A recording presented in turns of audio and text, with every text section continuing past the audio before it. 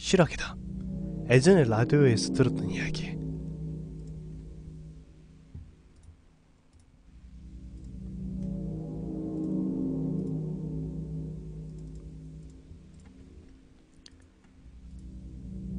예전에 라디오에서 들었던 이야기 하나 쓸게요. 요즘은 라디오를 거의 안 듣지만 하창시절 때 밤마다 박소연씨와 김현철씨가 진행하는 프로를 듣기 위해 밤늦게까지 라디오를 부여안고 살았던 적이 있었죠. 아마도 8시부터 12시까지였던 걸로 기억합니다. 그 시절에 진행자가 김현철씨였는지 아니면 다른 분이었는지 기억이 잘 안 나는데, 여름의 공포특집으로 XXX 기자의 미스테리, 엑스파일, 정확한 기자의 이름도 제목도 기억이 가물가물하지만 저것과 유사한 제목이었던 걸로 기억합니다. 아무튼 그런 20분 정도의 코너가 있었는데요. 거기서 들은 이야기입니다. 남자 기자였는데 이름을 효연이라고 하죠. 효연 기자가 사건을 취재하러 다니면서 도저히 신문 같은데 실을 수 없는 미스테리한 사건들이 가끔씩 생기더랍니다. 그래서 이런 미스테리한 사건들만 개인 소장용으로 스크랩 해둔다고 하더군요. 그중 몇 가지를 라디오 여름 특집 때 방송한 겁니다. 서울에서 대학을 다니는 철수. 한밤중에 아무 이유 없이 잠에서 깨게 된답니다. 다시 잠을 청하려고 해도 점점 또렷해지는 정신 때문에 잠자리에서 계속 뒤척이고 있을 즉 갑자기 배가 고파지더랍니다. 라면을 먹어 마루. 아이씨, 추운데 내려가기 싫은데. 당시 철수는 2층 주택에 살고 있었고 철수의 방은 2층, 부엌은 1층에 있는 구조였답니다. 그래서 한밤중 라면이라도 먹으려면 불 켜고 계단을 내려가서 부엌에서 라면을 끓여 먹고 다시 올라와야 해서 번거로웠을 뿐만 아니라 때도 늦가을이라 꽤 쌀쌀했다고 합니다. 그때 집에서 전화벨이 울립니다.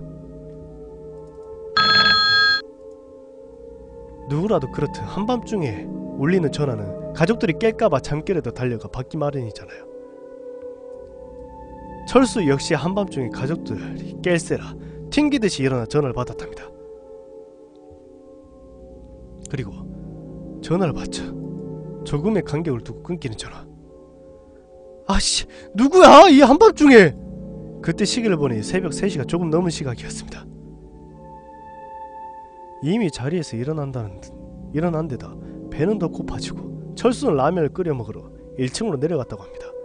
1층 계단을 막 다 내려갔을 즉 또다시 울리는 전화벨.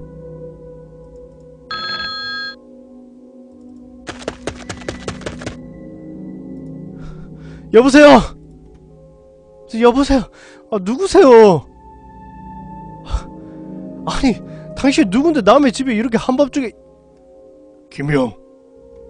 전화를 건 사람은 뜻밖에도 다른 과의 B씨였다고 합니다.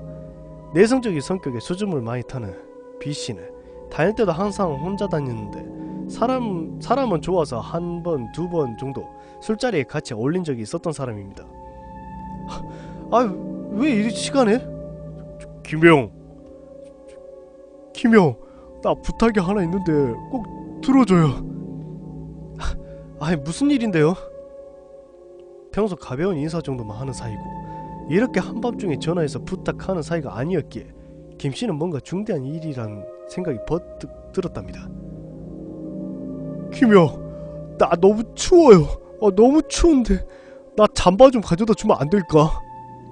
술 먹은 듯 약간 꼬이는 혀의 발음, 그리고 난데없이 한밤중 잠바를 가져다 달라는 황당하기도 하고 화도 나기도 했어. 김씨는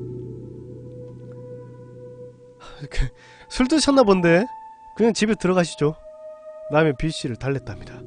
그래도 계속 춥다고 잠바를 가져다 달라는 B씨에 점점 화가 난 김씨는 그럼 당신 있는 데가 어딘데?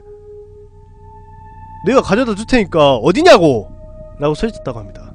그러니까 B씨가 나 집 뒤에 있는 언덕이 개울가에 있어. 추워! 라고 하더랍니다. B씨가 서울서 자취하는 것까지 알지만 정확히 어디 사는지 몰랐던 철수가 거기가 어디냐고 물었답니다. 부산. 이 사람이 장난하나. 머리 끝까지 화가 치민 철수는 전화를 끊으려 했답니다. 그때 다급하게 들려오는 B씨의 목소리. 잠깐 그럼 우리 집에 전화나 좀 해줘요.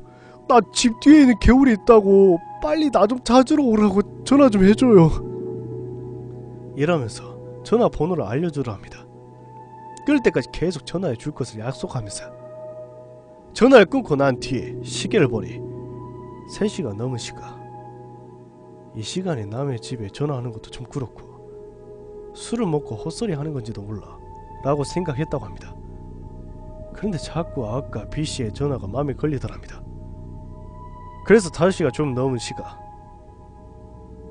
아침에 밝아올 때쯤 돼서 B씨가 알려준 집 전화번호로 전화를 해주죠. 집 뒤 언덕에 있는 개울에 B가 있을 테니 데리고 들어가라고. 그리고 잠에 들었는데 아침에 경찰들이 들이닥쳤답니다. 비몽사몽간에 경찰서에서 끌려간 철수는 황당한 이야기를 듣게 되죠. 자신은 B씨 살해 혐의로 잡혀온 거라고. 가족들이 개울에 도착했을 때에는 이미 B씨는 개울에 코를 박고 싸늘하게 죽어있더랍니다. 사람들의 발길이 뜸한 그곳에 B씨가 있다는 걸 알고 전화해준 철수가 강력한 용의자를 오해받는 건 당연한 일이고요. 그런데 몇 시간 후 그날이 다가가기 전 철수는 풀려나게 됐답니다. 왜냐고요? B씨는 수줍음이 많고 내성적인 사람이었는데 학교에서도 그렇게 친하게 지내는 사람은 거의 없었다고 합니다. 그런데 그날 밤 철수와 같이 거의 같은 시각에 같은 내용의 전화를 받은 사람이 10사람 정도 되었다고 하더군요. 그걸 그들 역시 철수와 같이 B씨와 그다지 친하지 않는 터라 한밤중에 전화를 받고도 술주정으로밖에 듣지 않은 거고요. 그래도 그 시간에 전화를 해준 건 철수뿐이었다고 하더군요. 나머지는 해가 뜬 후 한두 명의 전화를 하기 시작하므로 이 사건이 밝혀졌다고 하네요. B씨의 사인은 방학도 아닌 늦가을 집이 그리워져서 갑자기 찾아간 건지 어쩐 건지 술을 엄청 먹고 고향집을 찾은 B씨가 집 뒤 언덕에 있는 개울을 건너다가 실좋게 그야말로 접시물에 코 박고 죽은 사건이었습니다. 개울의 깊이는 발목에서 조금 올라오는 깊이였다고 합니다. 그리고 전화를 받은 그 시각은 이미 B씨의 사망 시간 이후의 것이었다고 하네요.